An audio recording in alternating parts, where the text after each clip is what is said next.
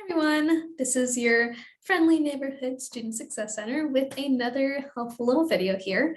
This time we're going to talk about how to keep life and course balance. So first off, you may be wondering, okay, life course balance, what does that mean? So what is life course balance? Pretty simply put, it's a balance between external responsibilities and the amount of school that you can take on. So this does not at all reflect on your academic or scholastic ability. It doesn't mean anything like that. It simply takes into account having life, having a life and having school at the same time, and how we balance those out, how we start looking at time management to kind of work those things out. So things we're going to be considering are going to be number of hours working, home responsibilities, and number of hours volunteering. And all of that we're going to keep in mind when making the semester schedule. So work hours. Are you working part-time? Is it full-time? And if so, just taking into account work hours, how many hours would you feasibly have left for school? Then home responsibilities. Got to factor in family time. Every day there will be a need for some time for them as well, even if just it's an hour in the afternoon or in the evening for having some dinner or something like that. Family does take time. They are an absolute gift and a treasure, but they do need to be factored in when taking on school. So again, how much school would you be really able to take on? Volunteer hours. Are you volunteering anywhere? How many hours, if so? And if so, how much time would be left for school? So adding to that, we've got to look at the time needed per course as well. And when taking that into account, we can see that for 7-week courses, there's typically around 18 hours of study time a week. So this is including your lectures, your reading, your working on assignments, all that sort of thing. And these 7-week courses are pretty much always our online courses. They're always going to be those 7-week ones.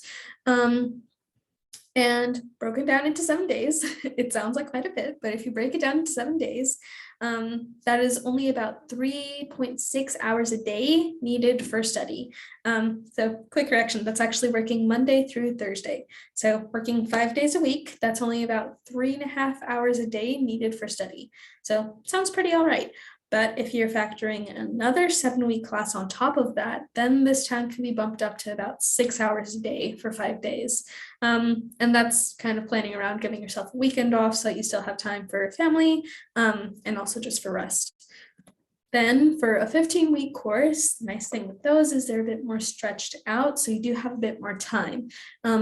Typically, they'll take about 9 hours a week, and that's including, reading, your lectures, and completing other assignments. So that may be weekly journals, discussion boards, all that sort of thing. And broken down, it's not too bad. It's only about 1.5 hours a day working Monday through Thursday. So far we're sounding pretty doable. Adding another class though, that is about 3 hours a day, which is still actually pretty feasible, right? And if you're kind of looking at doing a full-time load, so full-time load means usually about 4 classes. So if we're looking at doing a full-time load, that means about 6 hours a day, factoring in all the homework. It's 3 hours with 2 classes, so putting a couple more in there and you've got about 6 hours a day of coursework, which again, depending on how much you're working, on your home responsibilities and on volunteer hours, if you have any, it can really change whether you're able to take that on or not. So let's also just kind of help yourself out here. And why don't we go ahead and get a visual of what this looks like? So get out a planner. You're going to hear that a lot here. Planners are amazing. I love them. So go ahead and get out a planner or even just a piece of paper for now. And let's look there, place in there how many hours a week do each of the above things take. So how many hours a week is your work taken? Are you working 40 hours a week? Are you working 20 hours a week? Are you volunteering anywhere?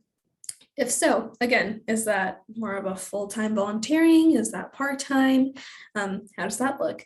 And then home responsibilities, just factoring that in as well. If you can put it down to hours, about how much time is that per week that you're giving to your family as well. And also keep in mind, it sounds silly, but it's good to keep in mind also time needed for sleeping and for eating and just for basic things, even just time for relaxing and resting, which you will definitely need. Now, kind of having that as a visual, let's look down on it and let's see in a day, in a week, how many hours extra do you have for classes? And consider what number of classes would really be setting you up for success here. So depending on your life situations, this may be more classes, this may be less classes. And I want this to be really, really clear. Neither is greater or lesser than the other. So please don't feel worried or like you're getting behind if you can only take a part-time load. Sometimes that's all you really have the margin for, and that is really, truly, genuinely okay. You go at the pace that you can. And that's the beauty of college. You're able to go more at the pace that you can. So if that means taking 1 or 2 classes a semester, you do it. You have time, you go for it.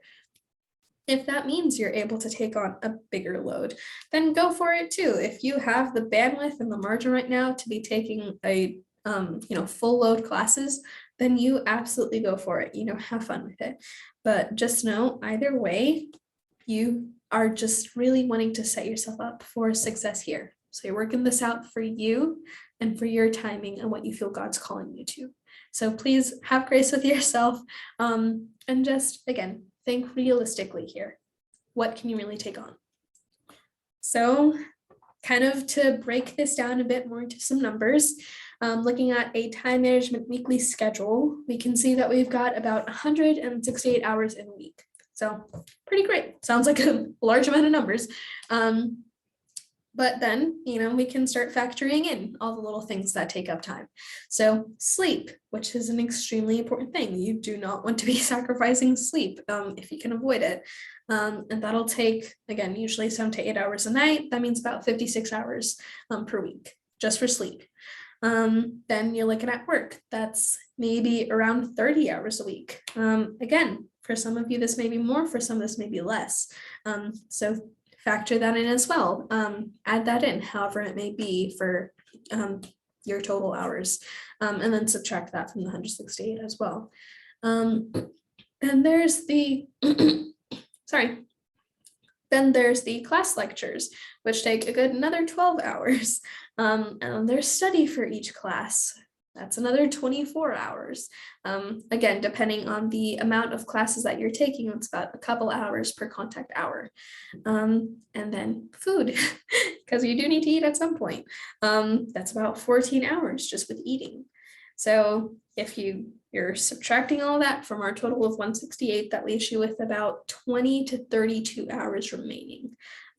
So these hours are for, dressing, do laundry, just relax time, phone calls, just being around friends, family time, just being on the TV, which honestly is kind of self-care in itself sometimes, and whatever other extracurriculars you may have, if you're on sports teams or anything like that.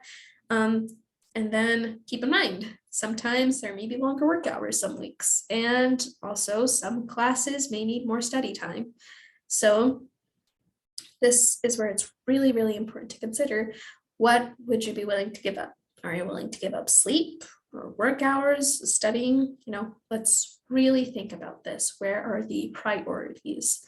So I know that was all a lot of numbers, and it sounds kind of intimidating, but the good news is you can totally do it. It is completely doable. It does sound like a lot and it looks like quite a bit on paper, but if you are being smart about how you're making your schedule and you're really giving yourself time to, actually set yourself up for success, then you are going to be just fine as long as you're taking what you can with where you're at.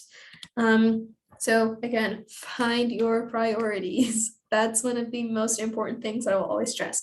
Find the priorities. So what is most important to you right now? And just work down from there. If school isn't as high on the list, but you still feel called and you totally want to take classes, then that's amazing. You can just maybe take a bit less classes this semester. If school is pretty high up on that list, then that's amazing. You can probably take on more, but just also keep in mind that means that something will have to give.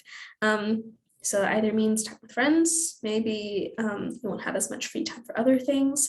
Just keep that in mind. Don't let it discourage you. Just, be realistic with how you're planning things. And no one will help you keep more realistic and know your boundaries and kind of understand where you're at more than just talking with people that you trust that really know you well.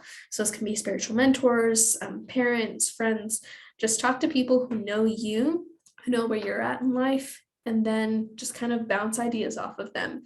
If that means I feel like I want to take full time this semester, then kind of talk that out, be realistic with your planning and see where that could go.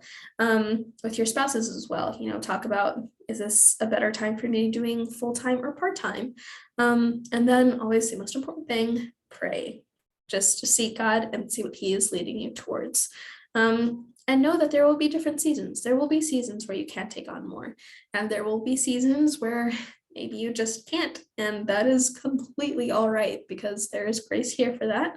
And as long as you extend it to yourself, there's grace for yourself as well. So really the baseline of everything here as far as planning, just think about what is genuinely feasible for where you're at right now and prioritize.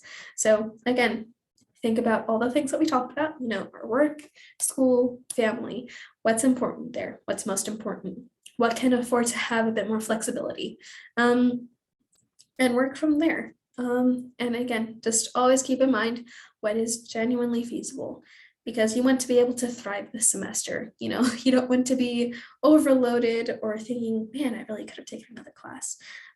So just go at your pace, know that it's okay to go at your pace, and pray, seek guidance of what would actually be best for you right now in the season that you're in. And that's pretty much it for this video. So thank you all so much for watching. And if you would like more information or have any questions, or even if you would just like more information on time management as a whole, please feel free to email studentsuccess@tku.edu, or give us a call at 817-722-1760, and we will be more than happy to help you out however we can. Other than that, y'all have an absolutely blessed day, and thank you again for your time. Bye.